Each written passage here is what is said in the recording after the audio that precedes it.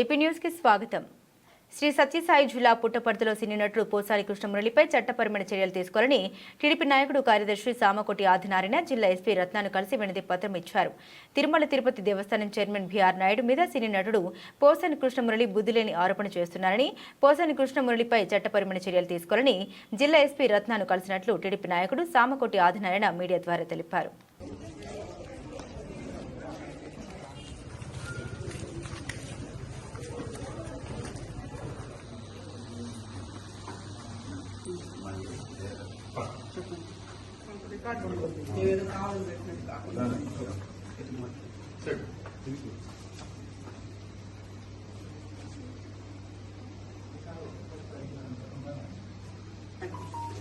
ఆఫీసర్కి ఒకసారి చెప్పేసి కేసు రాష్ట్ర ఆఫీసులు కడుతున్నారు, మనం కూడా ఇక్కడ కడుతున్నాం.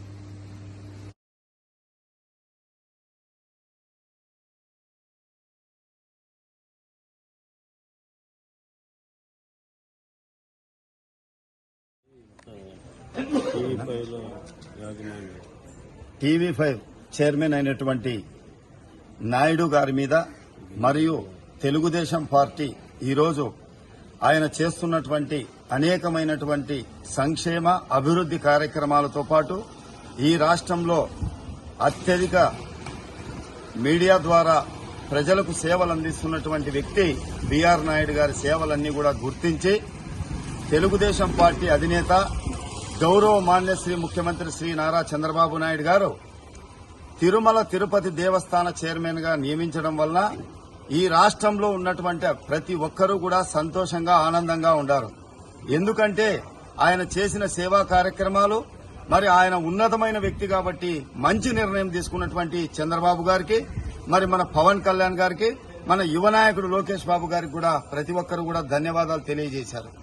అందులో భాగంగా ఆయన చేస్తున్నటువంటి సేవా కార్యక్రమాలు అయితే ఏమో, ఆయన ప్రజల్లో ఉన్నటువంటి మమేకమైనటువంటి కార్యక్రమాల ద్వారా ఆయన ప్రజల్లో ఉంటే, ఎవరైతే నిన్న మొన్న సోషల్ మీడియాలో మాట్లాడతాడో ఈయన పోసాని, నీకేమన్నా బుద్ధి ఉందా?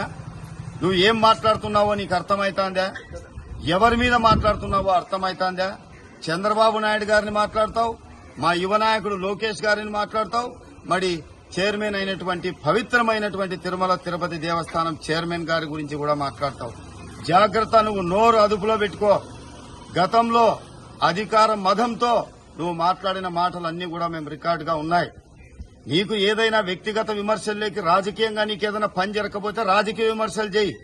రాజకీయ విమర్శలు చేసేదానికి నీకు హక్కు ఉంది. ఈ పరిపాలన గురించి మాట్లాడే హక్కు నీకుంది. అంతేగాని అనవసరమైనటువంటి వ్యాఖ్యలన్నీ కూడా ఏవి మాట్లాడుతున్నావు ఒకసారి బుద్ధి తెచ్చుకో. ఇప్పటికైనా భవిష్యత్తులో ఇలాంటి తప్పుడు నిర్ణయాలు, తప్పుడు మాటలు మాట్లాడితే నీకు ప్రజలు తగిన గుణపాఠం చెప్తారు. ఈ రాష్ట్రంలో ఉన్నటువంటి 5 కోట్ల ప్రజలందరూ కూడా ఈ రోజు తెలుగుదేశం పార్టీ తీసుకున్న నిర్ణయాలన్నింటినీ కూడా అభినందిస్తా ఉంటాం. ఇలాంటి సమయంలో మీరు ఏది చేతగాక 5 ఏళ్లు మీరు ఏ అభివృద్ది కార్యక్రమాలు కూడా చేయలేక ఉన్నారు. అయినప్పటికీ మేము అవన్నీ కూడా వదిలిపెట్టి మాకు సంక్షేమం ముఖ్యం. మాకు చంద్రబాబు నాయుడు గారు ఒకటే నేర్పించారు, సంక్షేమం నేర్పించారు. ప్రజలకు ఏదైనా కానీ అవసరాలను తీర్చమని. అదే విధంగా మేము పోతా అంటే నువ్వు ఈ రోజు అనవసరమైనటువంటి వ్యాఖ్యలన్నీ కూడా చేసి ప్రజలకు నువ్వు సమాధానం చెప్తున్నావు. అనవసరమైన వ్యాఖ్యలు మాట్లాడితే ప్రజలు నీ వైపు చూస్తారనే ఇది తప్పు. జాగ్రత్త. ఇప్పటికైనా నువ్వు చేసినటువంటి ఆరోపణలను తప్పుడు ఆరోపణలు అని చెప్పి నువ్వు నిర్ణయాలు తీసుకుంటే పోసాని నీకే మంచిది. లేదంటే నీ మీద కంప్లైంట్ కూడా పుట్టపర్తిలో గౌరవ ఎస్పీ మేడం గారికి ఇవ్వడం జరిగింది. ఇప్పటికైనా నీకు దాదాపుగా ఈ రాష్ట్రంలో అనేక చోట్ల ఫిర్యాదులు చేయడం జరిగింది. ఇలాంటి వారిని తప్పకుండా గౌరవనీయులు హోంమంత్రి అయినటువంటి అనితా మేడం గారు తప్పకుండా వీళ్ళందరినీ కూడా శిక్షించాలని చెప్పి నేను కోరుతున్నాను.